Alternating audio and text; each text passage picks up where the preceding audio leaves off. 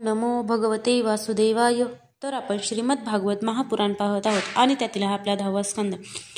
10व्या स्कंदातील अध्याय 21व्या अध्यायामध्ये आपण वेणुगीत पाहणार आहोत. श्री सुख म्हणतात, शरद ऋतूमुळे जेथील पाणी निर्मळ झाले होते आणि जलाशयात उमललेल्या कमळांचा सुगंध असलेला वारा वाहत होता, अशा वृंदावनात श्रीकृष्णांनी गायी व गोपाळांसह प्रवेश केला. तेथील फुलांनी बहरलेल्या वनराईत धुंद भ्रमर गुणगुणत होते आणि पक्ष्यांचे थवे किलबिलाट करीत होते. त्यामुळे तेथील सरोवरे, नद्या आणि पर्वत नादमय झाले होते.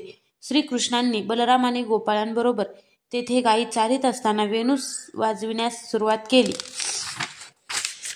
ते वेणुगीत भगवंताविषयी प्रेमभाव जागृत करणारे होते.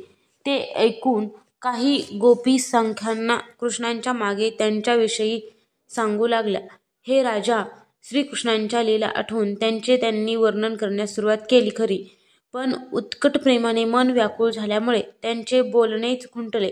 त्या सांगू लागल्या, गोपाळांसह श्रीकृष्ण वृंदावनात आले पहा. त्यांच्या मस्तकावर मोरपंख आहे आणि कानावर कण्हेरीचे गुच्छ आहेत.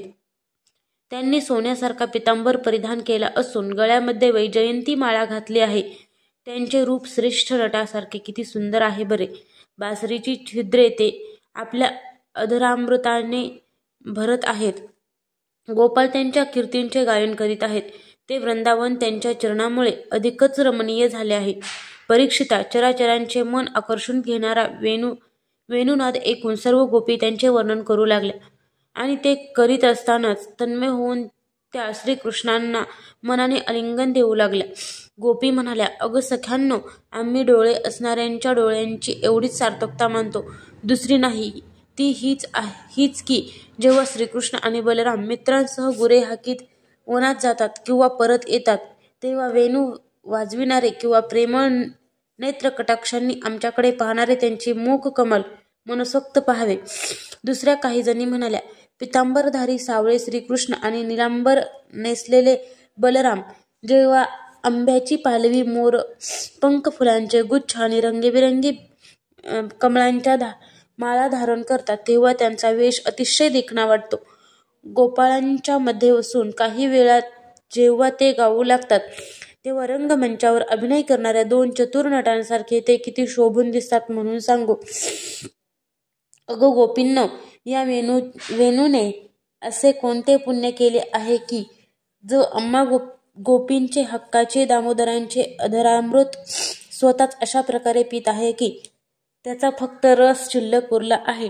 या वेणूला आपल्या पाण्याने वाढविणारे जलाशय कमळांच्या मिशाने रोमांचित होऊ लागले आहेत आणि आपल्या वंशामध्ये जन्मलेल्या भगवतप्रेमी वेणूला पाहून वृक्षसुद्धा श्रेष्ठ पुरुषांप्रमाणे भगवतभक्त आपला वंशज आहे, हा विचार मनात येऊन मधुबिंदूंच्या मिशाने आनंदाश्रू ढाळीत आहेत.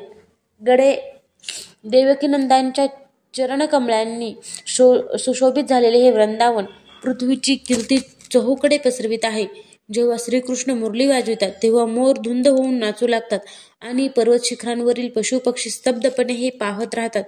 तसेच जेव्हा सुंदर वेश धारण केलेले श्रीकृष्ण बासरी वाजवतात, तेव्हा मंदबुद्धीच्या हरिणीसुद्धा ती ऐकत काळविटांसमवेत त्यांच्याजवळ येऊन प्रेमपूर्ण नेत्र कमळांनी त्यांची जणू पूजा करतात. स्वर्गातील देवी जेव्हा युवतींना आनंदित करणारे सौंदर्य आणि शील यांचा खजिना असलेल्या श्रीकृष्णांना पाहतात, तेव्हा त्यांनी बासरीवर गायलेले मधुर संगीत ऐकतात तेव्हा मदन बाधेने विल्हल होऊन त्या विमानातच आपली शुद्ध हरपून बसतात. त्यामुळे वेणीतील फुले गळून जमिनीवर पडत आहेत याची त्यांना जाणीव नसते की शालू कमरेवरून निसटत आहेत याचेही त्यांना भान नसते. श्रीकृष्णांच्या मुखातून निघालेले वेणुगीत रूप अमृत गायी कान टवकारून पितात. आपल्या डोळ्यातून श्यामसुंदरांना हृदयात घेऊन त्यांना आलिंगन देतात. त्यामुळे त्यांच्या डोळ्यातून आनंदाश्रू वाहू लागतात. तसेच त्यांची वासरे गायींच्या सडांतून कृष्णप्रेमाने आपोआप स्रवणारे दूध तोंडात घेऊन तशीच उभी राहतात. त्यांच्याही डोळ्यातून आनंदाश्रू वाहत असतात. अगं आई, या वनातील पक्षी हे बहुधा मुनीच आहेत. ते सुंदर पालवी फुटलेल्या झाडांच्या डहाळ्यांवर श्रीकृष्ण दिसतील अशा जागी किलबिल न करता गुपचूप बसतात आणि पापण्या न हलवतात डोळ्यांनी त्यांचे रूप माधुर्य पाहत राहतात आणि त्यांनी वाजवलेली मोहक बासरी ऐकतात. या नद्यांनीही श्रीकृष्णांच्या बासरीचा आवाज ऐकला आणि त्यांच्या मनात प्रेमभाव जागृत झाला. तेच हे बोहरे, त्यामुळे त्यांचा वाहण्याचा वेगही मंदावला. त्या तरंगरूपी हातांनी त्यांचे चरण पकडून त्यावर कमळे अर्पण करून त्यांना आलिंगन देत आहेत.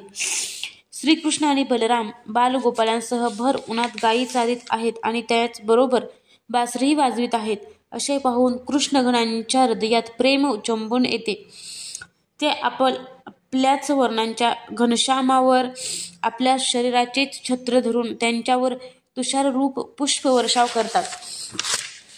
जेव्हा या भिल्लिनी कृष्णांना पाहतात तेव्हा त्यांच्या हृदयामध्ये प्रेमाची व्याधी निर्माण होते. त्यावेळी त्या गोपींच्या वक्षस्थळावरील जे केशर श्यामसुंदरांच्या चरणांना लागलेले असते ते श्रीकृष्ण जेव्हा गवतावरून चालतात तेव्हा त्याला चिटकते.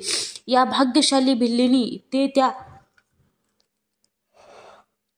गवतांच्या काड्यावरून काढून आपले स्तन आणि तोंडाला लावतात आणि अशा प्रकारे आपल्या हृदयातील प्रेमदाह शांत करतात.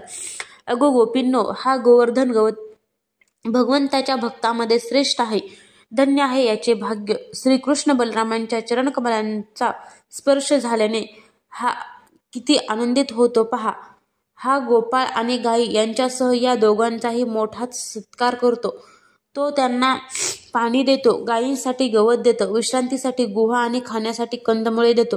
अगं सख्यांनो, जेव्हा हे डोक्याला गायींची धार काढतेवेळी पायाला बांधण्याची दोरी गुंडाळून आणि खांद्यावर फासा टाकून गोपाळांबरोबर गायींना एका वनातून दुसऱ्या वनात हाकत जातात आणि त्याच वेळी मधुर बासरीही वाजवतात तेव्हा चालणारे देहधारी स्तब्ध होतात आणि अचल वृक्ष सुद्धा रोमांचित होतात. वृंदावन विहारी श्रीकृष्णांच्या अशा एक नव्हे तर अनेक लीलांचे आपापसात वर्णन करता करता गोपी तन्मय होऊन जातात. अध्याय 21 समाप्त.